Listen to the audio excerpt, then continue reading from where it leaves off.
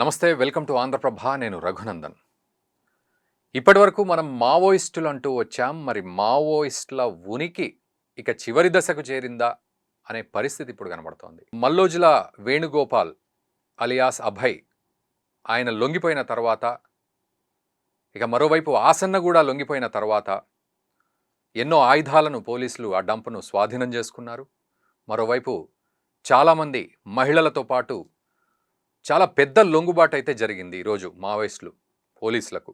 So ఇది ఒక చారిత్రకమైన రోజు అని పోలీసులు వర్ణిస్తున్నారు. మరోవైపు కేంద్ర హోంమంత్రి అమిత్ షా వారు చెప్పినట్లుగా మార్చి 2026 కల్లా మావోయిస్టు లేకుండా మేము చేస్తాం దేశంలో అని ఆయన శపథం చేశారు. మరి ఇది ఆ తరుణానికి సంబంధించిన ఈవెంట్గా మనం భావించాలా, లేకపోతే ఇందులో ఏదైనా మెలిక ఉందా? మరి ఆయుధాలనైతే డంపును స్వాధీనం చేసుకున్నారు, కానీ ఆశయాలను స్వాధీనం చేసుకుందా ప్రభుత్వం అంటే ఏమని మనము సమాధానం తెలుసుకోవాల్సి ఉంటుంది. మరి లొంగిపోయిన వాళ్ళు జనజీవన స్రవంతిలో కలిసిపోయి సాధారణంగా బ్రతికేస్తారా, లేకపోతే ఇంకా వారిలో ఉన్న ఆశల్ని అలాగే ఆశయాల్ని కొనసాగించే ప్రయత్నం ఆ జనజీవనం చేస్తూనే వాళ్ళు సాగిస్తారా? నిజంగా అమిత్ షా గారి మాటలు మార్చి 2026 అనే మాట నిజంగానే నిజమవుతుందా, ఇంకా పెండింగ్లో ఉంటుందా? ఇదంతా కూడా చాలా ప్రశ్నలు ఉత్పన్నమవుతున్నాయి ఈ విషయంలో. వీటన్నింటినీ అనలైజ్ చేద్దాం. మనతో పాటు విశ్లేషకులు వి ప్రకాష్ గారు ఉన్నారు. వారిని అడిగి ఈ అంశం పైన పూర్తి అవగాహన తీసుకుందాం మనం. ప్రకాష్ గారు నమస్తే అండి, వెల్కమ్ టు ఆంధ్రప్రభ. నమస్తే.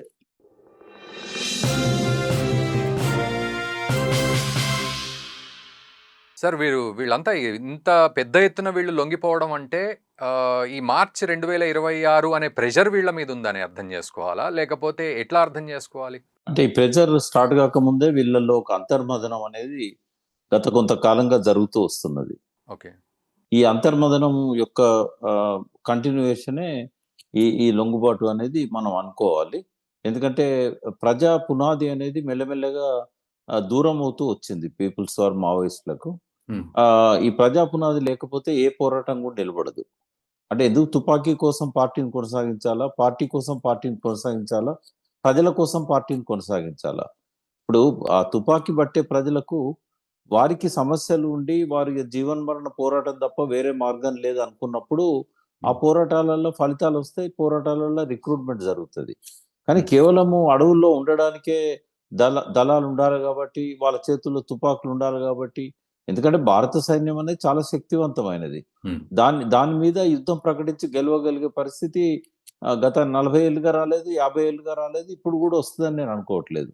మరి ఈ టైంలో ఇంకా డెస్పరేట్ సిచ్యువేషన్లోకి వెళ్ళిపోతారు. ఎందుకంటే అందరి వయసు కూడా వాళ్ళు ఎప్పుడో 50 ఏళ్ల కింద ఉద్యమంలోకి వచ్చారు. అప్పటికే వాళ్ళకు 15-20 సంవత్సరాల వయసు ఉంటుంది. 70 దాటిన వాళ్ళు ఈ పోలీసులను మిలిటరీని, తర్వాత బిఎస్ఎఫ్ని, ఆర్మీని వీళ్ళందరిని ఎదుర్కోవాలి, కొండలు గుట్టలు ఎక్కాలి, అడవులలో ప్రయాణం చేయాలి, తిండి దొరకదు. ఇంత ముందులాగా వాళ్ళకు ప్రజలలో సహకారం లేదు, కోవర్ట్లు ఎక్కువైపోయిండ్లు, ఇన్ఫర్మేషన్ ఇచ్చేవాళ్ళు ఎక్కువైపోయిండ్లు, అడవులు చాలా వరకు ఖాళీ అయినాయి. రకరకాల మైనింగ్ మాఫియా ప్రభుత్వం వల్ల అడవుల్లోకి ఎంటర్ అయ్యి చాలా వరకు రోడ్లు వేయడం కానీ ఇట్లాంటివన్నీ జరిగినాయి. ఇంతకుముందు ఉన్నంత గోప్యత కూడా అడవులలో లేదు. అబూజ్మడ్ అంటే ఒకప్పుడు దుర్భేద్యమైంది.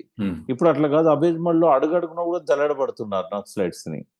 కాబట్టి సస్టైన్ అయ్యే అవకాశం లేదు. కాబట్టి ఇంకా ముందు మనం కొట్లాడలేము, మనం గెలవలేము, ఏదో ఒక పద్ధతిలో బయటికి రావడం బెటర్ అని ఎప్పుడైతే అనుకున్నారో అప్పుడు వందల సంఖ్యలో ఇప్పుడు బయటికి రావడానికి అదే కారణం. ఎప్పుడైతే నాయకత్వంలోనే ఒక సంక్షోభం వచ్చింది, ఆ సంక్షోభం రావడంతో ముందుకు ఎట్లా పోవాలనో దారి తెలియని పరిస్థితి ఏర్పడ్డది. ఆయుధాలు పట్టుకొని సాయుధ పోరాటాన్ని ఎట్లా ముందుకు తీసుకెళ్లాలి. ఇప్పుడు అమిత్ షా ఏదైతే డేట్ పెట్టాడో ఆ డేట్ ప్రకారంగా ఆయన ముందుకు సాగుతున్నాడు. పెద్ద ఎత్తున ఆర్మీని దించి అడవినంతా కూడా ఆయన జల్లెడబట్టే పరిస్థితి ఉన్నప్పుడు మనం చూసాం సాక్షాత్తు వాళ్ళ కార్యదర్శి ఎన్కౌంటర్ లో చనిపోవడం అనేది ఎప్పుడు కూడా జరగలేదు. సీతారామయ్య గారు కార్యదర్శి ఉన్నప్పుడు ఆయన పార్టీలోంచి బయటకు వచ్చాడు, వాళ్ళు బహిష్కరించారు. ఆ తర్వాత కాలంలో గణపతి ఆరోగ్య కారణాల వల్ల బాధ్యతలను కేశవరావు గారికి ఇచ్చారు. కేశవరావు గారు ఎన్కౌంటర్ లో పోవడం అనేది వాళ్ళ మొరాలిటీని దెబ్బతీసింది, వాళ్ళకు ధైర్యాన్ని స్థైర్యాన్ని ఇవ్వాల్సింది అది తగ్గించింది ఆ సంఘటన. అదే సమయంలో అప్పటికే ఆయన ఈ సరెండర్ వైపుగా కేశవరావు గారు కూడా ఆలోచించినట్టుగా మనకు వాళ్ళ నుంచి వచ్చిన లేఖలు కానీ ఇవన్నీ వచ్చాయి. ఉమ్, అంటే ఆయన బతికున్నప్పుడే మనం సరెండర్ కావాలి, ఈ సాయుధ పోరాటాన్ని కొనసాగించలేమనే ఒక భావన ఆయన వ్యక్తం చేశాడని అంటారు. ఉమ్, ఇవాళ ఆసన్న చెప్పింది కూడా ఏంటంటే, ఆ, నేను వేణుగోపాల్ గారు అనుకోనే మేము ఈ నిర్ణయానికి వచ్చినాము. ఓకే. కొంతమంది మా నిర్ణయాన్ని వ్యతిరేకించవచ్చు, వాళ్ళ దారిలో వాళ్ళు ఉంటారు, మేము మాత్రం బయటికి పోయి మేము అంటే వాళ్ళు ఏమన్నారంటే దీన్ని లొంగుబాటు అంటే వాళ్ళు ఒప్పుకోవట్లేదు. ఉమ్, మేము ఆయుధం వదిలేసాం తప్ప మేము లొంగిపోయింది ఎక్కడిది? మేము ఓకే. ప్రజల బాటలోనే ఉంటాము, మా లక్ష్యాన్ని నెరవేర్చుకునే దారిలోనే మేము ముందుకు పోతాం, ప్రజల్లోనే ఉంటాం, మేము ప్రజలను వదిలేయలేదు, కేవలం ఆయుధాలను వదిలేస్తున్నాం. ఉమ్, కాబట్టి ఆయుధాలను వదిలేసినంత మాత్రాన మేము లొంగిపోయినట్టు కాదు, మేము ఆ ఆయుధం మాకు అవసరం లేదు ఇంకా. ఉమ్, అంటే వాళ్ళు డిసైడ్ చేసుకున్నారు ఇంకా సాయుధ పోరాటం అనేది సాధ్యం కాదు. ఉమ్, ఒకవేళ సాయుధ పోరాటం సాధ్యం అవుతుంది అని అనుకొని ఉంటే ఈ ఆయుధాలను ఎక్కడనో డంపుల్లో పెట్టేవాళ్ళు, అవును. ఆయుధాలు ఇవ్వకుండా సరెండర్ కావడం అనేది సాధ్యం కాదు. ఉమ్, కాబట్టి దొడ్డి మార్గంగా బయటకు వచ్చి ఎక్కడో ఒక ఆడ రహస్య జీవితం గడిపేవారు. ఉమ్. కానీ ఆ పని చేయలేదు అని అంటే ఇప్పుడే కాదు, ఎప్పటికి కూడా సాయుధ పోరాటం అనేది సాధ్యం కాదు అనే నిర్ణయానికి వచ్చే వాళ్ళు ఇచ్చారని అనుకోవచ్చు మనం. అంటే ఇక్కడ ప్రకాష్ గారు అంటే నాకు రెండు ఆలోచనలు వస్తున్నాయి. ఇప్పుడు వారి వయస్సు రీత్యా వాళ్ళు లొంగిపోవడం అనేది ఒకవేళ అదే కన్సిడర్ చేసినట్లయితే భవిష్యత్తు తరాలకు వీళ్ళ ఆశయాలను తీసుకెళ్లడం అనేది జరగాలి. మరి 208 మంది మొత్తం సభ్యులు కూడా సరెండర్ అయ్యారు అంటే ఇక సాయుధ పోరాటం అనేది ఉండదు. కానీ మేము అనంటే దానికి ఇంకా మీనింగ్ ఏముంటుంది? ఏ రకమైన అర్థం వస్తుంది? అంటే సొసైటీలో ఉండి స్లీపర్ సెల్ లాగా ఉంటారా? లేకపోతే రాజకీయాల్లోకి ఎంటర్ అవుతారా? లేకపోతే ఇంకేమన్నా కొత్త రకమైన విధ్వంసం సృష్టిస్తారా? లేకపోతే ఊరికే ఒక బహానా వేసుకొని వచ్చి లొంగిపోవడం అనుకోవాలా? అంటే వాళ్ళు విధ్వంసం అనేది ఉండదు. రాజ్యహింసకు ప్రతిహింసగా వాళ్ళు ఆ రకంగా చేస్తారు తప్ప హ్మ్. సమాజంలో మార్పు కోరే వాళ్ళు విధ్వంసం ఎందుకు చేస్తారు? కాకుంటే హ్మ్. ఏందంటే ఇప్పుడు మీరన్న ఓల్డ్ ఏజ్ ఎవరికొచ్చింది? టాప్ లీడర్స్‌కి వచ్చింది. అవును. కానీ మనం లొంగిపోయిన వాళ్ళని చూసినట్టయితే అవును. అందరూ కూడా యంగ్‌స్టర్సే చాలా యంగ్‌స్టర్స్. వరకు. అవును. అంతా 20 ఇయర్స్ వాళ్ళు కూడా మనకు కనబడుతుండ్రు అక్కడ. హ్మ్. అయితే ఇక్కడ ఏందంటే సాయుధ పోరాటం అనేది మారిన పరిస్థితుల దృష్ట్యా ఇప్పుడు అవసరం లేదనే నిర్ణయానికి వచ్చారు వాళ్ళు. హ్మ్. అంత మాత్రాన దోపిడీ లేదని కాదు. ఈ రాజకీయాలను వాళ్ళు అంగీకరించినట్టు కూడా కాదు. హ్మ్. వాళ్ళేంటంటే ప్రజల మధ్యకొచ్చి ప్రజల సమస్యలు తీసుకొని పోరాడాలనేది ఒక నిర్ణయం తీసుకున్నారు. హ్మ్. అది బయటికి వాళ్ళు పూర్తిగా పోలీస్ కస్టడీ నుంచి కోర్టు బెయిల్ తీసుకోనో లేకుంటే సాధారణ జీవితంలోకి వాళ్ళొచ్చి సెటిల్ అయినప్పుడు వాళ్ళ కార్యాచరణ ఏందనేది వాళ్ళు జెప్తారు. బట్ హ్మ్. ఇప్పుడు ఇయాల ఆసన్న మాటల్లో చూసినట్టయితే ఆయన ఆయన మాటలు గాని, లేదా అభయ్ పేరుతో ఈ మల్లోజులో రాసిన లేఖ, హ్మ్. 22 పేజీల లేఖ చూస్తే ఇది మనం పందా మార్చుకోవాలనే ఆలోచనకు ఆయనొచ్చాడు. హ్మ్. సాయుధ పోరాటం అనేది ఇంకా అవసరం లేదు, ఆ ప్రజా పునాదిని మనం పెంచుకోవాలి, ప్రజా సమస్యలు తీసుకొని పోరాడాలి. అంటే నేను అనుకుంటే ఏంటంటే కొంతకాలం పాటు వాళ్ళు ప్రజా సమస్యల మీద ప్రజా సంఘాల్లో పనిచేసి హ్మ్. ఒక పొలిటికల్ పార్టీ ఎన్నికల నాటికి సాధారణ ఎన్నికల నాటికి మన తెలంగాణనే కాకుండా ఎక్కడెక్కడైతే వాళ్ళకి పట్టుందో గడ్చిరోలి కావచ్చు, లేకుంటే జార్ఖండ్ కావచ్చు, ఇక్కడ ఏఓబి ఆంధ్రప్రదేశ్‌లో కావచ్చు, ఛత్తీస్‌గఢ్‌లో కావచ్చు, హ్మ్. పొలిటికల్ పార్టీని ఫ్లోట్ చేసే అవకాశం ఉంటదని అనుకుంటున్నాం. బట్ అప్పటి వరకు ప్రజలలో ఉండి ప్రజా సమస్యలను అర్థం చేసుకొని, ఆ సమస్యల పరిష్కారం కోసం ప్రజల్ని సమాయత్తం చేయడం, దగ్గరుండి వాళ్ళకు నాయకత్వం వహించడం. ఈ అన్ గ్యాప్ అయితే ఉన్నది వాళ్ళ అంటే సమాజంలో. ప్రజాస్వామ్యబద్ధంగా అని అనుకోవచ్చా మనం? 100కి 100 వాళ్ళు చెప్పారు వాళ్ళు. హ్మ్. రాజ్యాంగాన్ని వాళ్ళ చేతిలో పట్టుకోవడం గూడా, హ్మ్. ఇంకా ఆయుధాలు వదిలేస్తున్నాము, రాజ్యాంగ వ్యతిరేక పోరాటాలు చేయాల్సిన అవసరం లేదు, రాజ్యాంగంలో ఉన్న హక్కుల కోసం పోరాడదాం, రాజ్యాంగ పరిధిలో ప్రజా సమస్యలను పరిష్కరించుకుంటూ ముందుకు సాగుదామని చెప్పే నిర్ణయానికి వాళ్ళొచ్చారు ఇప్పుడున్న వాళ్ళైతే. అయితే ఇక్కడ మరో చర్చ కూడా జరిగింది కదా సార్. అంటే మాతో డిస్కషన్స్ పెట్టట్లేదు ప్రభుత్వము అంటూ ఒక మాట వినబడడం. ఇక్కడ ససేమిరా అనడం. మార్చి 2026 డెడ్‌లైన్ పెట్టడం. సో, ఈ సినారియోని ఎట్లా అర్థం చేసుకోవాలి మనం? అంటే వాళ్ళేం చేస్తారంటే చర్చలు గనుక జరిగినట్టయితే హ్మ్. చాలా డిగ్నిఫైడ్‌గా వాళ్ళు బయటకొచ్చేవాళ్ళు. హ్మ్. ప్రభుత్వం చర్చలకు అవకాశమే లేదు. మీరు హ్మ్. చర్చలేముండవు, ఆయుధాలు అప్పజెప్పేసి మీరు బయటికి రావాల్సిందే. అట్లొస్తే గనక మిమ్మల్ని మేము కేసులు పెట్టము, మీ మీద అరెస్ట్ జేయము, మీ పైనున్న రివార్డ్స్ గూడా మీకిస్తాము అని చెప్పి వాళ్ళు మెసేజ్ పంపారు. హ్మ్. ఈ చర్చల ద్వారా బయటికొస్తే ఏందంటే పార్టీ అట్లాగే ఉంటది. హ్మ్. మన పార్టీ మీద నిషేధం తీసేసే విధంగా వాళ్ళు ఒత్తిడి జేస్తారు. మేము బయటికొస్తాము, కానీ మా మీద నిషేధం ఉండొద్దు. హ్మ్. సో, అది వాళ్ళకు డిగ్నిఫైడ్‌గా ఉండేది కొంచెం. బట్ అమిత్ షా దాన్ని ఒప్పుకోలేదు కాబట్టి ఇంకా వాళ్ళకి గత్యంతరం లేదు. ఇంకా ఆయుధాలను జనరల్ గా పార్టీలో ఒక అవకాశం ఉన్నప్పుడు వాళ్ళు ఆయుధాలను పార్టీకి అప్పచెప్పి బయటకు వస్తారు. వైద్యం కోసం మనం ఇంకో పేరుతో, లేదా ఇప్పుడు ప్రధాన నాయకుల మీద రివార్డ్ ఎవరి మీద ఉన్నదో వాళ్ళు బయటకు వస్తే కొంత మళ్ళీ అరెస్ట్ అయ్యే అవకాశం ఉంటది కాబట్టి రహస్య జీవితాలు గడుపుతారు. కానీ చాలా మంది క్యాడర్ ఎవరైతే ఉన్నారో ఇప్పుడు ఛత్తీస్గఢ్ లో వచ్చిన ట్రైబ్స్ కానీ ఆదివాసీలు వీళ్ళంతా ఎక్కడో ఒకడ వాళ్ళు షెల్టర్ తీసుకొని వాళ్ళు సాధారణ పనులలో లీనమైపోయే అవకాశం ఉంటది. అయితే ఇవాళ ఆయుధాలు ఎవరికి అప్పచెప్పాలి వాళ్ళు? ఇప్పుడు పార్టీలు గడ్చిరోల్లో గాని, ఛత్తీస్గఢ్‌లో గాని ఉన్న వాళ్ళందరూ దాదాపు సరెండర్ అయినట్టుగా కనబడతా ఉంది. పెద్ద నాయకులు కొంతమంది మిగిలిపోయారు. ఇప్పుడు గణపతి గారు, తర్వాత రాజిరెడ్డి గారు, మల్లా రాజిరెడ్డి గారు ఇట్లాంటి సెంట్రల్ కమిటీలో ఉన్న కొంతమంది హెడ్మా ఇట్లాంటి వాళ్ళంతా ఉన్నారు. బట్ వాళ్ళు ఎక్కడున్నారో తెలియదు. ఇప్పుడు ఎందుకంటే ఈ మావోయిస్ట్ పార్టీ ఇప్పుడు ఇంకా చాలా రాష్ట్రాల్లో ఉంది. ఒకప్పుడు 16 రాష్ట్రాల్లో ఉన్న పార్టీ ఇవాళ ఇంకా చాలా రాష్ట్రాల్లో జార్ఖండ్ వాళ్ళు ఎవరు సరెండర్ కాలేదు. అట్లాగే మధ్యప్రదేశ్‌లో ఉన్న వాళ్ళు ఎవరు సరెండర్ కాలేదు. ఆంధ్ర ఒరిస్సా బార్డర్ లో ఉన్న వాళ్ళు, ఒరిస్సాలో ఉన్న వాళ్ళు కూడా ఎవరు కాలేదు. మరి ఎందుకు ఛత్తీస్గఢ్ ఛత్తీస్గఢ్ అండ్ గడ్చిరోలి మాత్రమే వీళ్ళ నాయకత్వం కింద ఉన్నది. ఆశన్న అండ్ మల్లోజుల వేణుగోపాల్. కాబట్టి వాళ్ళిద్దరు నిర్ణయం తీసుకున్నారు. ఇంకా వాళ్ళతో పాటు ఎవరన్నా నిర్ణయం తీసుకొని ఉంటే బహుశా రేపెల్లుండి వాళ్ళు సరెండర్ కావచ్చు. అంటే ఛాన్సెస్ ఉన్నాయంటారా? అట్లాంటి పరంపర కొనసాగే అవకాశం ఉందా? లేకపోతే ఇది కేవలం నాకు తెలిసి అయితే ఇక లేకపోవచ్చు. ఎందుకంటే వీళ్ళు చాలా రోజుల నుంచే ప్రభుత్వం టచ్ లోకి వచ్చారు అనేది తెలుస్తా ఉన్నది. ఇప్పుడు మల్లోజుల కోటేశ్వరరావు గారి వైఫ్, మల్లోజుల వేణుగోపాల్ గారి వైఫ్ జనవరిలో సరెండర్ అయ్యారు. ఇప్పుడు మనం మాట్లాడుకుంటున్నది అక్టోబర్.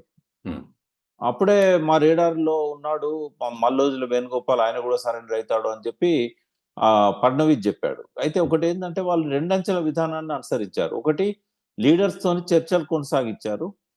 అమిత్ షా గాని, ఫడ్నవీస్ గాని, ఛత్తీస్గఢ్ ముఖ్యమంత్రి గాని. ఇంకో పక్కన అది రహస్యంగా ఉంచారు. చర్చలు కొనసాగించేది రహస్యంగా ఉంచారు. మరో పక్కన ఏం చేశారంటే వాళ్ళని జల్లెడబట్టి ఎక్కడ దొరికిన వాళ్ళని అక్కడ చంపేయడం మొదలు పెట్టారు. ఊపిరాడని పరిస్థితి క్రియేట్ చేశారు. చుట్టుముట్టి అణచివేసే పరిస్థితి తీసుకొచ్చారు.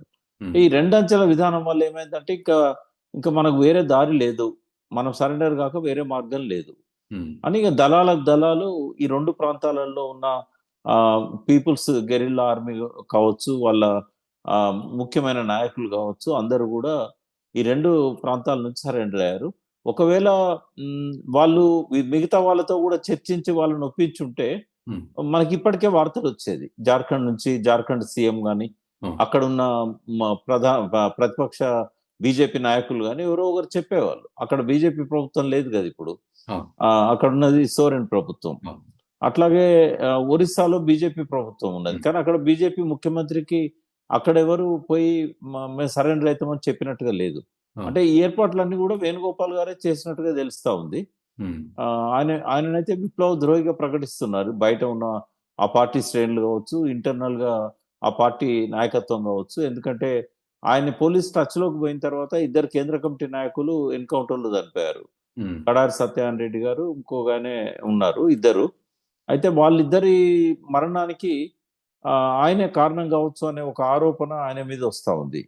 అఫీషియల్ గా పార్టీ డిక్లేర్ చేయకపోయినా కావచ్చు అనే ఊహాగానాలు వస్తా ఉన్నాయి. కానీ నాకు తెలిసి అంత 45 ఏళ్ళ పార్టీలో ఉండి 28 సంవత్సరాలు కేంద్ర కమిటీలో ఉన్న వ్యక్తి ఆ రకంగా తన సహచరులను చంపేయడానికి సహాయం చేస్తాడని నేనైతే అనుకోను. బట్ ఏ కారణం వల్లనో ఆరోపణ ఆయన మీద వస్తా ఉంది. పార్టీ అఫీషియల్ గా చేసినప్పుడు అది పెద్ద సంచలనం అవుతుంది. బట్ బయట ఉన్న వాళ్ళు మాత్రం ఈ తుపాకులు పట్టుకొని లొంగిపోవడం అనేది ఇది పార్టీ విద్రోహ చర్య. అంటే ఇప్పుడు అక్కడున్న పరిస్థితి కూడా మనం అర్థం చేసుకోవాలి. వాళ్ళు చెప్పేది కరెక్టే. ఎందుకంటే సాయుధ పోరాటం విరమణ చాలాసార్లు జరిగింది. ఎప్పుడు కూడా తుపాకులు ప్రభుత్వానికి అప్పచెప్పి విరమణ చేసుకున్న దాఖలాలు లేవు. వాళ్ళు బయటకు వచ్చి లొంగిపోయారు తప్ప ఇట్లా తుపాకులు వందల సంఖ్యలో తీసుకొచ్చి సరెండర్ అవ్వడం అనేది ఒక చంద్రపుల్లారెడ్డి గ్రూప్ లో ఒకసారి జరిగింది, బక్కన్న నాయకత్వాన, ఇక్కడ మన కరీంనగర్ జిల్లాలో మా మంత్రి ప్రాంతంలో. బట్ ఎక్కడ కూడా అట్లా జరగదు. అది చెంబల్లో కొంత డాకూస్ ఎవరైతే ఉన్నారో వాళ్ళు అట్లా ఆయుధాలతో పాటు వచ్చి సరెండర్ అయిన సందర్భాలున్నాయి.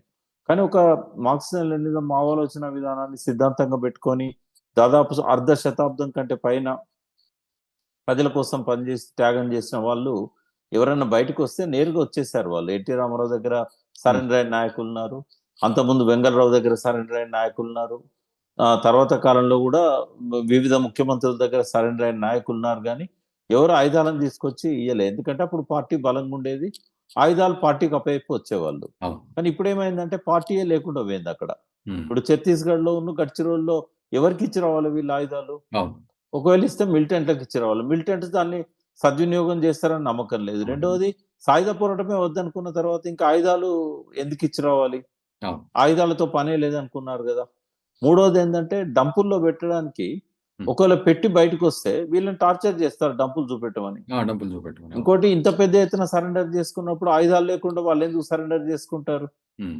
బహుశా ఈ 5-6 నెలలు వేణుగోపాల్ గారు చర్చలు జరిపింది కూడా అదే కావచ్చు. ఓకే. మేము ఆయుధాలు చేయలేము, మేము వస్తామంటే మీరు అవసరం లేదు, ఆయుధాలు చేస్తేనే ఆయుధాలు. రండి అని అట్లే ఆయన బయటకు వచ్చి ఏదైనా ప్రకటన చేస్తే తప్ప మనకు తెలిసే అవకాశం లేదు. బట్ అయితే ఇవాళ ఆశన్న మాట్లాడింది చూస్తే, మన ఒక యూట్యూబ్ ఛానల్లో ఆయన నేరుగా తన ఫోన్ నంబర్ ఆంధ్రజ్యోతి పత్రికలో వచ్చింది కాబట్టి ఒక ఛానల్ నుంచి యాంకర్ మాట్లాడితే అనుకోకుండా ఆయన ఫోన్ కనెక్ట్ అయ్యి ఆయన చెప్పాడు, మేము మన లొంగుబాటు అనకండి, మేము లొంగిపోవట్లేదు, మేము ప్రజలను వదలట్లేదు, మేము ఆయుధం మాత్రం వదిలేస్తున్నాము, మాది లొంగుబాటు కిందికి రాదు, మేము లక్ష్యాన్ని వదలలేదు, మేము ప్రజలను వదలలేదు, ఉమ్. కాబట్టి మేము పద్ధతి మార్చుకుంటున్నాం అని అన్నాడు ఆయన. అయితే ఇక్కడ మీరు అంటే అనలిటికల్గా కాకుండా కొంత ఇన్ఫార్మల్గా మాట్లాడితే ఇప్పుడు ఆసన్న విషయంలో కానీ లేకపోతే ఇప్పుడు లొంగిపోయిన ఈ మల్లోజుల విషయంలో కానీ వీళ్ళ ఆపరేషన్స్ ఏ విధంగా ఉండేవి అంటే సిద్ధాంతపరంగా ఆలోచించినప్పుడు అటు ఉమేష్ చంద్ర విషయంలో కానీ చంద్రబాబు నాయుడు గారి విషయంలో కానీ ఇవన్నీ కూడా చూస్తే వీళ్ళ ఆపరేషన్స్ ఎట్లా ఉండేవి అంటారు? అండ్ ఈరోజు ఏజ్ అయిపోయింది కాబట్టి ఓకే. అంటే సిద్ధాంతం గురించి తెలుసు కాబట్టి సిద్ధాంత నేపథ్యంలో చూసినప్పుడు అట్లాంటి సంఘటనలు జరగకూడదు. ఓకే. అది పగను ప్రతీకారాన్ని పెంచింది. ఇప్పుడు ఈ రాజ్యహింస ఏదైతే జరిగిందో, ప్రభుత్వాలు ఇప్పుడు వెంగళరావు గారు శ్రీకాకుళం ఉద్యమాన్ని అణచేసినప్పటి నుంచి కూడా పోలీసులను మిలిటరీని పెట్టి కోవట్లను పెంచి అందరి ఆచూకీ తెలుసుకొని వాళ్ళని పట్టుకుపోయి చిత్రహింసలు చేసి కాల్ చేయడం జరిగింది. జరిగినప్పుడు ఏమైందంటే అప్పుడు సిద్ధాంతాలు పక్కకు పోతాయి. మా వాళ్ళని ఇంత దారుణంగా చంపుతారా, మిమ్మల్ని కూడా మేము అట్లే చంపుతాం. అది ఏమైందంటే ఇది ఇజం కాదండి, అది మార్క్సిజం కాదు, లెనినిజం కాదు, మావోలోచన విధానం కూడా కాదు. పనిగట్టుకొని ఒక వ్యక్తిని చంపడానికి ప్రయత్నం చేయడం అనేది సిద్ధాంతం కాదు అది. బట్ జరిగింది అదే కదా, ఈ 50 సంవత్సరాల్లో అదే జరిగింది. అంటే ఇట్లా జరగడం వల్ల ఏమైందంటే ఇంకా హింస పెరుగుతుంది, రాజ్యహింస. అంటే మనము శత్రువు చాలా బలవంతుడు, శత్రువుని ఎదుర్కొనే స్థాయిలో లేం మనం. శత్రువు నుంచి డిఫెన్స్ కోసం మీరు ఆయుధాలు పట్టుకోవాలి. అంటే సాయుధ పోరాటానికి పరిపక్వత రావడం కానీ, ప్రజలు సిద్ధం కావడం కానీ, సాయుధ పోరాటం చేయాల్సిన విప్లవ పరిస్థితులు ఉండడం కానీ లేదు ఎప్పుడు కూడా. అడవులలో ఆదివాసులకు ఏంటంటే వాళ్ళకు ఫారెస్ట్, తర్వాత పోలీసు, ఈ వీళ్ళ యొక్క దోపిడీ కానీ అరాచకాలు కానీ ఎక్కువగా ఉండేది. ఎప్పుడు మనిషి జీవన మరణ పోరాటం చేస్తాడంటే తనకు బ్రతికే అవకాశం లేనప్పుడు. కానీ ఇప్పుడు ఏం జరుగుతుంది, ఒకప్పటి శ్రీకాకుళం ఉద్యమము, నక్సల్బరీ ఉద్యమం ఉన్న నాటి ఆ డైరెక్ట్ ప్రత్యక్ష దోపిడీ ఇప్పుడు లేదు. పైనుంచి ఇప్పుడు సంస్కరణలు ఎక్కువ వచ్చినాయి. ఇప్పుడు అడవులలో కూడా, అబూజ్మండ్లో కూడా అక్కడున్న ఆదివాసీ గూడెలలో ఆధార్ కార్డులు ఇచ్చారు, వీళ్ళు వద్దని చెప్పినా కూడా వాళ్ళు పోయి తెచ్చుకున్నారు. తర్వాత మళ్ళీ పాఠశాలలు వచ్చినాయి, వీళ్ళు జనార్దన్ సర్కారు ఏర్పాటు చేసి వీళ్ళు వైద్యము తర్వాత విద్య నేర్పించినా కూడా ఆ విద్య ఏదైతే ఉన్నదో దానికి సర్టిఫికెట్లు ఇవ్వట్లేదు. వీళ్ళు 10th క్లాస్ వీళ్ళ స్కూళ్ళలో పాస్ కావాలనుకొని వీళ్ళు ఎగ్జామ్ ఫీజు కడతామంటే ఛత్తీస్గఢ్ గవర్నమెంట్ ఒప్పుకోలేదు. అంటే ఇవన్నీ కూడా ఆయన లెటర్లో రాశారు, అబ్బాయి ఇవన్నీ తప్పులు మనం చేశాం. ఇప్పుడు వాళ్ళు ఏదైతే భూమి కోసం పోరాటం చేశారో ప్రభుత్వాలే పోడు వ్యవసాయము చేసుకున్న భూములను వాళ్ళకు పట్టాలు ఇస్తున్నాయి. పీసా యాక్ట్ అనేది 2006లోనే వచ్చింది. ఆ తర్వాత అనేక రాజ్యాంగ హక్కుల కోసం వీళ్ళు చేసిన పోరాటాల వల్ల, త్యాగాల వల్ల కొంత హక్కులు అనేటివి వాళ్ళకు ప్రభుత్వం ఇవ్వాల్సి వస్తుంది. తర్వాత వాళ్ళ మీద ప్రత్యక్ష దోపిడీ చాలా వరకు తగ్గింది. ఇప్పుడు పరోక్ష దోపిడీ ఏంటంటే అబూజ్మండ్ అడవుల్లో ఉన్న ఈ వన సంపద కావచ్చు, ఖనిజ సంపద కావచ్చు, దాన్ని అక్కడ ఉన్న మేధాంత కంపెనీ కావచ్చు, తర్వాత వీళ్ళందరికీ అదాని ఇట్లాంటి వాళ్ళకి ఏదైతే అంబానీ, అదాని లాంటి వాళ్ళకు ఆ మైన్స్ ఇవ్వడం కావచ్చు, ఇట్లాంటి పరోక్ష దోపిడీ. దాంతో ప్రత్యక్షంగా గిరిజనులకు వచ్చే నష్టమేం లేదు కదా. ఇంకా వాళ్ళకు భ్రమలు పెరుగుతాయి, అది వస్తే మాకు ఎంప్లాయ్మెంట్ దొరుకుతుంది, మాకు కూలీ దొరుకుతుంది, మాకు జీవనోపాధి దొరుకుతుంది అనే భ్రమలు పెరుగుతాయి. తర్వాత ఈ ఆదివాసుల మధ్య గొత్తికోయలకు వాళ్ళకు మధ్య ఈ ప్రభుత్వం వాళ్ళని చీల్చి వాళ్ళ మధ్యనే ఒకరినొకరు నరుక్కునే పరిస్థితి తీసుకొచ్చింది సల్వాజుడుం లాంటి సంస్థలను పెట్టి. దానివల్ల ఎక్కడ కూడా మనశ్శాంతి లేకుండా, ప్రశాంతత లేకుండా అయిపోయింది అడవులలో. పోలీసులు వచ్చి గుడిసెలను కాలబెట్టడము, ఊర్లను కాలబెట్టడము, దొరికిన వాళ్ళని ఇన్ఫార్మర్లను చంపేయడము, ఇట్లాంటి జైళ్లలో పెట్టి చిత్రహింసలు చేయడము, ఇట్లాంటివన్నీ చేయడం మొదలు పెట్టారు. అంటే యాక్చువల్ గా వాళ్ళు రమ్మంటే పోయినలా పీపుల్స్ వారు ఛత్తీస్గఢ్ కు. ఇక్కడ బతకలేని పరిస్థితి వచ్చింది కాబట్టి షెల్టర్ జోన్ గా ఛత్తీస్గఢ్ ను వాడుకున్నారు. తెలంగాణ నుంచి రెట్రీట్ అయిన అక్కడికి. ఇక్కడ జల్లెడ బట్టి ఎక్కడ దొరికితే అక్కడ ఎన్కౌంటర్లు చేశారు చంద్రబాబు నాయుడు. ఆ తర్వాత 2003 నాటికే ఛత్తీస్గఢ్ అడవులలో పోయి గోదావరి దాటి అక్కడ షెల్టర్స్ తీసుకున్నారు. వాళ్ళు ఏమన్నా రమ్మని పిలిచారా? తీరా అక్కడ పోయిన తర్వాత వాళ్ళకు కొద్దిగా రిలీఫ్ అనిపించింది. ఎందుకంటే ఈ ఫారెస్ట్ దోపిడీకి, పోలీస్ దోపిడీకి వ్యతిరేకంగా వాళ్ళు నిలబడ్డారు కాబట్టి, కాంట్రాక్టర్ల దోపిడీకి వ్యతిరేకంగా నిలబడ్డారు, అడవిని కాపాడుతున్నారు. గిరిజనుల ఆదివాసులు అడవిని కాపాడాలనుకుంటారు. సో నక్సలైట్స్ అడవుల్లో ఉండేసరికి ఈ కల్ప స్మగ్లర్స్ కానీ వీళ్ళు కానీ ఎవరు రావడం ఆపేశారు. దానివల్ల వాళ్ళకు రిలీఫ్ అనిపించింది. వాళ్ళు వీళ్ళను దగ్గర తీశారు, వాళ్ళతో పాటు కొనసాగారు. అయితే మీరు అన్నట్టు ఒకప్పుడు ఒక ప్రయోజనం కనబడ్డ సందర్భం మనం చూసాం. కానీ ఈరోజు కొంత గ్లోబలైజేషన్లో పోతున్నాం, పోటీతత్వంతో పోతున్నాం, ప్రపంచం గురించి ఆలోచిస్తున్న తరుణంలో మీరు అన్నట్టు సంస్కరణలు కూడా పోటీగా జరుగుతున్న తరుణంలో మరి వీళ్ళు సైద్ధాంతికంగా ఆవశ్యకత లేకుండా పోతుందనుకోవాలా? ఇప్పుడు 208 మంది ఇక్కడ లొంగుబాటు అయ్యారు అంటే అసలు ఆ సిద్ధాంతమే పనికి రాదు అని మనం అర్థం చేసుకోవాలి ఒక కామన్ మ్యాన్గా. సిద్ధాంతం మంచిదేనండి. ఇప్పుడు పేద ప్రజలకు రాజ్యాధికారం రావాలి, అణచివేత గురవుతున్న వాళ్ళ పైన అణచివేత పోవాలి, వాళ్ళ చేతుల్లోకే రాజ్యాధికారం రావాలి అని కోరుకోవడం తప్పేం లేదు. కానీ వాళ్ళ ప్రజాస్వామ్యం అనేది బాగా పెనిట్రేట్ అయిపోయింది. అంటే ప్రజాస్వామ్యం బూటక ప్రజాస్వామ్యం అందులేమి ఎవరు కూడా ప్రజాస్వామ్య హక్కులను కాపాడుతున్న ప్రభుత్వాలు ఏం లేవు. ఎక్కడికక్కడ హక్కుల ఉల్లంఘన జరుగుతున్నది. కానీ ఈక్వల్ గా ఆ హక్కుల కోసం పోరాటాలు కూడా వీళ్ళ వల్లనే స్టార్ట్ అయినాయి. ఇప్పుడు పౌర హక్కుల సంస్థ ఎప్పుడైతే 1974లో మొట్టమొదటిసారిగా వచ్చిందో ఆ పౌర హక్కుల ఉద్యమం పట్ల సోయి పెరిగింది. ఇవాళ అంతకుముందు ఏబియస్ కార్పస్ పిటిషన్ అనే పదమే తెలియదు ఎవరికి. ఎప్పుడైతే కేజీ కన్నాభిరాన్ లాంటి వాళ్ళు, పత్తిపాటి వెంకటేశ్వర్లు, వెంకటకృష్ణ గారు, అట్లాగే వెంకటరెడ్డి గారు, ఈ భూమయ్య కిష్టయ్య గౌడు ఉరి శిక్షను రద్దు చేయడానికి అప్పుడు ఏదైతే హక్కుల సంఘాలు పోరాటాలు మొదలు పెట్టాయో అప్పటి నుంచి ఇక శాఖోపశాఖలుగా హక్కుల సంఘాలు ఏర్పడ్డాయి. బాలగోపాల్ లాంటి వాళ్ళు వచ్చారు, కన్నాభిరాన్ లాంటి వాళ్ళు ముందుండి నడిపించారు. అంటే న్యాయ వ్యవస్థను ఈ హక్కుల కోసం వాడుకోవడం అనేది మొదలైంది. అదే విధంగా ఎన్కౌంటర్స్ ఎక్కడ జరిగినా కూడా వాటి మీద ఫ్యాక్ట్ ఫైండింగ్ కమిటీలు వేయడం, నిజ నిర్ధారణ కమిటీలు, వాటి ద్వారా ఎట్లా దారుణంగా చంపారని చెప్పి ప్రజల లోపల ఇది చేయడము, ఇవన్నీ కూడా. తర్వాత అదే సమయంలో తెలంగాణలో కానీ ఇతర ప్రాంతాలలో కానీ ఫోక్ కు చాలా వాల్యూ ఉంటది. గద్దర్ లాంటి వాళ్ళు మన తెలంగాణలో ఆ ఫోక్ సాంగ్స్ ని, గతంలో ఉన్న ఫోక్ సాంగ్స్ అన్ని జానపదాలన్నింటినీ ఈ విప్లవ ఉద్యమం కోసం, ప్రచారం కోసం వాడుకోవడం, జననాట్య మండలి కావచ్చు, ఇట్లాంటి సంస్థలు పెట్టడం. తెలంగాణ ఉద్యమంలో కూడా ఫోక్ అనేది ఎట్లా ప్రభావితం చేసిందో మనం చూసాం. అట్లాగే జార్ఖండ్ లాంటి ఈ బ్యాక్వర్డ్ ఏరియాస్ ఎక్కడైతే ఆదివాసీలు ఉన్న ప్రాంతాల్లో ఉన్నారో వాళ్ళ జీవితంలో కళ ఒక భాగం. ఆ కళను వీళ్ళు బాగా ఉపయోగించుకున్నారు. గద్దర్ కూడా చాలా సంవత్సరాలు అండర్ గ్రౌండ్ లో ఉండి ఈ పాటలు అన్నిటిని కూడా హిందీలో, తర్వాత స్థానిక గోండి భాషలల్లో ఆయన ట్రాన్స్లేట్ చేయగలిగాడు. ఇప్పుడు ఊరు మనదిరా, వాడ మనదిరా అనే పాట గావ్ హమారా, గల్లీ హమారా, జాలిం క్యారే అని ఇట్లా హిందీలో సేమ్ అదే ట్యూన్ లో పాడడం, ఇట్లాంటివన్నీ కూడా ఇవి బాగా అట్రాక్ట్ చేసినాయి చాలా మందిని కూడా. ఇట్లాంటివన్నీ కూడా ప్రజల్ని, అంటే మెయిన్ గా యూత్ ని, విద్యార్థులను బాగా ఆకర్షించినాయి. ఇప్పుడు ఇలా సరెండర్ అయిన వాళ్ళల్లో ఒక ట్రైబల్ లేడీ సుజాత ఆయన పేరు ఏదో ఉంది, ఆమె చెప్తా ఉంది హిందీలో, నేను కళాకారిణిని, నేను కళాకారిణిగా నేను అందులో పోయినాను, పోతే 2 సంవత్సరాల తర్వాత నాకు ఆయుధం ఇచ్చారు. అయితే ఇట్లా ఇవన్నీ కూడా ఆ రోజుల్లో ఉన్న పరిస్థితి, ఆ రోజుల్లో ఉన్న ఆకర్షణ, మారిన పరిస్థితులలో ప్రజా పునాది అనేది లేకుండా పోయింది. ఇప్పుడు గత 15 సంవత్సరాల నుంచి, అంటే తెలంగాణ వచ్చినప్పటి నుంచి 12 సంవత్సరాల నుంచి కూడా తెలంగాణలో మళ్ళీ ఎంటర్ కావడానికి ప్రయత్నం చేశారు. కానీ వాళ్ళకి అవకాశం దొరికిందా? లేదు. లేదు. ఒక ఒక ఎన్‌కౌంటర్ జరగంగానే కేసీఆర్ గారు సీరియస్‌గా చెప్పారు పోలీసులకు. మీరు ఇట్లా బూటకపు ఎన్‌కౌంటర్‌లు చేయకూడదు. వీటికి వ్యతిరేకంగానే తెలంగాణ పోరాడింది. ఆ! ఇప్పుడు 10 ఏళ్లలో ఒక్క బూటకపు ఎన్‌కౌంటర్ కూడా నక్సలైట్ల విషయంలో జరగలేదు కేసీఆర్ ఉన్నంత కాలం. ఒకటే ఒక్కటి జరిగింది. హ్మ్.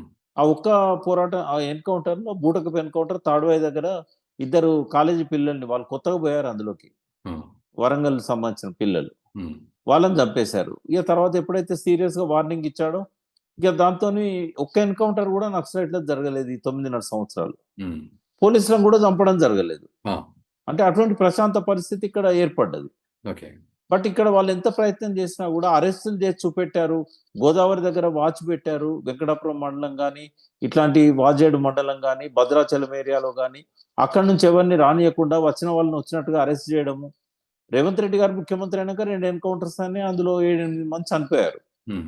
బట్ అంతకుముందయితే అసలు అరెస్ట్‌లే తప్ప ఎక్కడ గూడా బూటకపు ఎన్‌కౌంటర్‌లు జరగలేదు. ఇప్పుడు మీరన్నట్టు ఎట్లా ఉంది సార్ అక్కడ? ఇప్పుడు భద్రాచలం గాని, ఇప్పుడు వాజేడు ప్రాంతం అంతా గూడా ప్రశాంతంగా ఉందా? ఇంకా కొంత రిమోట్‌గా ఇట్లాంటివి ఆ! అంటే ఇప్పుడు ఎవరైతే పోలీస్ రికార్డులలో ఉన్నారో, ఎవరైతే వాళ్ళ దృష్టికొచ్చినాయి, ఊర్లలోకెళ్ళి ఇన్ఫర్మేషన్ వాళ్ళకి ఫలానా వాళ్ళు అడవిలో ఆయుధాలు పట్టుకొని తిరుగుతున్నారని వాళ్ళందరూ సరెండర్ అయ్యారు.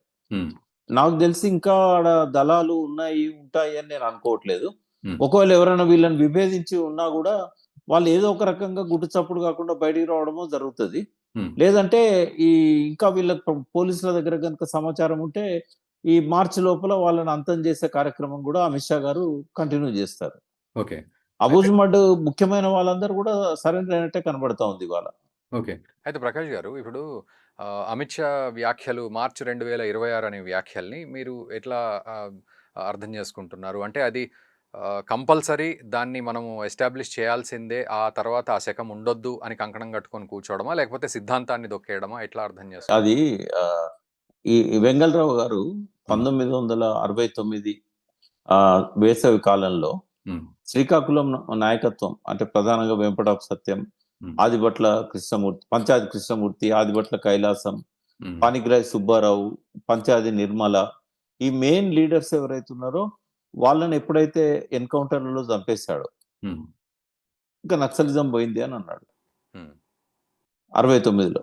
హ్మ్. అన్న తర్వాతనే మొదలైంది. కొండపల్లి సీతారామయ్య, సత్యమూర్తి నాయకత్వాన హ్మ్. ఇప్పుడు జరిగిన ఈ 17, 16 రాష్ట్రాలకు ఏదైతే వ్యాపించిన మూవ్‌మెంట్ ఉందో, హ్మ్. వెంగళరావు గారు ఆ మాట అన్న తర్వాత మొదలైంది. ఓకే. అంటే శ్రీకాకుళంలో నువ్వు అణగదొక్కావు. హ్మ్. మరి ములుగులో మొదలైంది. ఖమ్మంలో మొదలైంది. ఆ! అంటే ఒక అంతటితోని ఆగిందా? ఆ! తెలంగాణ ప్రత్యేక రాష్ట్ర డిమాండ్‌ను కాలరాచేసరికి, హ్మ్. 300 మందిని పోలీస్ కాల్పులలో చంపేసరికి, హ్మ్. ఆ ఉద్యమంలో ఉన్నోళ్ళందరూ గూడా నక్సలైట్ ఉద్యమంలోకి పోయారు. హ్మ్. జనశక్తి కూర రాజన్న గారు అప్పుడు టెక్నాలజీ కాలేజీ ఇంజినీరింగ్ చదువుతున్న స్టూడెంటు. హ్మ్. గద్దరు ఉస్మానియా యూనివర్సిటీలో ఇంజినీరింగ్ చదువుతున్నాడు. హ్మ్. చాలా మంది ఇప్పుడు ఆ రోజుల్లో గణపతి గాని వీళ్ళంతా గూడా టీచర్ జాబ్ చేసినా గూడా ఆయనే ఆ తెలంగాణ ఉద్యమంలో యాక్టివ్‌గా పాల్గొన్న వాళ్ళు. ఆ అవును. చిరంజీవి గారు, సత్యమూర్తి గారు హ్మ్. వీళ్ళందరూ గూడా తెలంగాణ ఉద్యమంలో పాల్గొన్నవాళ్ళు. హ్మ్. అయితే అప్పుడు ఈయన జెప్పాడు ఎవరు చెన్నారెడ్డి గారు. ఆయనే తెలంగాణ ఉద్యమంలోకి రావాలా వద్దా ప్రజలతో మాట్లాడదామని చెప్పి ఆయనే కొండ లక్ష్మణ్ బాపూజీ తెలంగాణ జిల్లాల పర్యటన పెట్టుకున్నారు. 1969 ఏప్రిల్ 15 నాడు నల్గొండలో ఒక ప్రెస్ మీట్‌లో జెప్పాడు. హ్మ్. ఆహ్, ఈ ఈ తెలంగాణ గనుక మీరు ఇవ్వకపోతే ఇక్కడి నుంచే నక్సలైట్ ఉద్యమం మొదలైతది. హ్మ్. ఇది దేశవ్యాప్తంగా మీకొక సమస్యగా మారుతదని చెప్పాడు. అవును.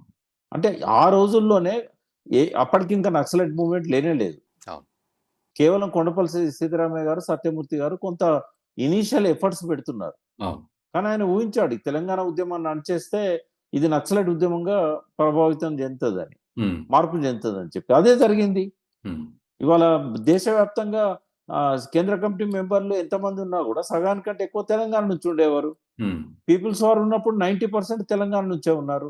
హ్మ్. ఇవాళ మీరు సరెండర్ అయిన నాయకులల్లా మొత్తం తెలంగాణ వాళ్ళే గదా! ఆసన్న అంటే మా మీరన్న పక్క ఊరు. ప్రకారం మీరన్న ఆసన్నది మా ప్రకారం పక్క ఊరు. 2026లో ఇది ఏదో అంతమైందని చెప్పుకోవడమే గాని, అది జరిగే పని కాదంటున్నారు. అంటే ఆహ్, ఇంకొక రూపంలో బయటకొస్తది. ఓకే. ఇప్పుడు సాయుధ పోరాటం రూపంలో రాకపోవచ్చు. ఎందుకంటే ఇంతమంది సరెండర్ అయ్యి ఆయుధాలు సరెండర్ చేసిన తర్వాత హ్మ్. అది బలహీనపడతది. బలహీనపడ్డప్పుడు అందులో ఉన్న క్యాడర్ గూడా ఇంకా మనం ముందుకు పోలేమేమో సాయుధ పోరాటం ద్వారా అనే అనుమానాలు వచ్చినప్పుడు ఏం చేస్తారంటే ఆ ఆయుధాలను డంపుల్లో పెట్టేసి హ్మ్. వాళ్ళు బయటకొచ్చి ప్రజలలో కలిసిపోయి ఏదో ఒక రూపంలో మళ్ళీ ఉద్యమాన్ని కొనసాగిస్తారు. హ్మ్. లేదా కొంతమంది ఏం చేస్తారంటే వాళ్ళ ఉనికిని కాపాడుకుంటూ అడవుల్లో ఎక్కడో ఉంటారు. లోతట్టు ప్రాంతాలకు వెళ్లి, కొత్త ప్రాంతాలకు వెళ్లి ఉంటారు. హ్మ్. బట్ ఇవాళ ఉన్న పరిస్థితుల్లో ఒక అడుగు వెనక్కేయాల్సిన పరిస్థితి వచ్చింది వాళ్ళకు. ఆ సిద్ధాంతం తప్పా, ఒప్పా అనే దాని మీద నేను మాట్లాడను. అదే. అదే. కానీ ఇవాళ ఉన్న పరిస్థితుల్లో మాత్రం కొద్దిగా ఒక్క అడుగు వెనక్కేయాల్సిన పరిస్థితి వచ్చింది. పరిస్థితి అనువుగా లేనప్పుడు ఒక్క అడుగు వెనక్కేయడంలో తప్పు లేదు. ఇప్పుడు మెజారిటీ లీడర్స్ తీసుకునే నిర్ణయాన్ని బట్టి ఉంటది. ఇప్పుడు కేంద్ర కమిటీలో ఇంకా 6, 7 ఉన్నారు. ఇంకా గణపతి గారున్నారు. మల్లా రాజిరెడ్డి లాంటి వాళ్ళున్నారు. పొలిట్ బ్యూరోలో ఇంకొక ఇద్దరు ఉన్నట్టున్నారు. ముగ్గురున్నారు. హ్మ్. వీళ్ళందరూ గూడా వాళ్ళు ఏ డెసిషన్ తీసుకుంటారనే దాన్ని బట్టి సాయుధ పోరాటం కొనసాగిస్తారా? లేకుంటే కొంతకాలం నిశ్శబ్దంగా ఉండి మళ్ళీ మొదలు పెడతారా? లేకుంటే ప్రత్యామ్నాయంగా అందరికందరూ రాజకీయ పార్టీలాగా ఏర్పడతారా? ఇవన్నీ హ్మ్. మనం తేలాల్సిన అవసరాలున్నాయి. హ్మ్. కానీ ఇప్పుడు సరెండర్ అయిన వాళ్ళందరూ విప్లవ ద్రోహులనే ప్రచారం అయితే కరెక్ట్ గాదు. ఓకే. ఎందుకంటే ఇవాళున్న పరిస్థితి వేరు. హ్మ్. గతంలో అంటే ఎవరన్నా దళంలోకెళ్ళి ఆయుధాలు తీసుకపోయి సరెండర్ అయితే వాళ్ళకి ద్రోహి అని ముద్రేసేవారు. హ్మ్. ఇవాళ భౌతిక పరిస్థితులు, విప్లవ పరిస్థితి లేకపోవడము, చుట్టుముట్టి కాల్చేసే పరిస్థితి ఉండడము, చచ్చి సాధించేదేం లేదు. మనం సరెండర్ అయ్యి బయట ప్రజల్లోకి పోయి ఏదైనా సాధించుదాం, మన లక్ష్యాలను వదిలేయొద్దు అని ఆ రకంగా వచ్చే వాళ్ళని ద్రోహులుగా ముద్రేయాల్సిన అవసరం అయితే లేదు.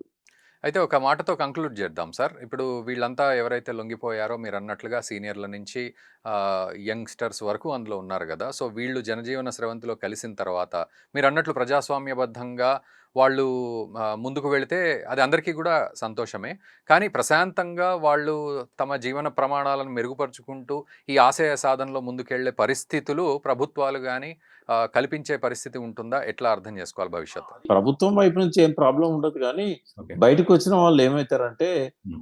ఈ పరిస్థితుల ప్రభావం వల్ల పక్కదారి పడతారు. హ్మ్. ఇప్పుడు తెలంగాణ సాయుధ పోరాటాన్ని 1951 అక్టోబర్ 20 నాడు ఆపేశారు. హ్మ్. ఆపేసిన తర్వాత ఎన్నికలను వాళ్ళు ఎజెండాగా పెట్టుకొని, మొదటి సార్వత్రిక ఎన్నికలు 1952 నుంచి ఈ రోజు వరకు గూడా సిపిఐ ఎన్నికల్లో పోటీ చేస్తూనే ఉన్నది. హ్మ్. వాళ్ళు బలాన్ని పెంచుకున్నారా? తగ్గిపోయారా? ఒక ఇంట్రెస్టింగ్ ఏందంటే హ్మ్. 1925 కరెక్ట్‌గా 100 సంవత్సరాల క్రితం హ్మ్.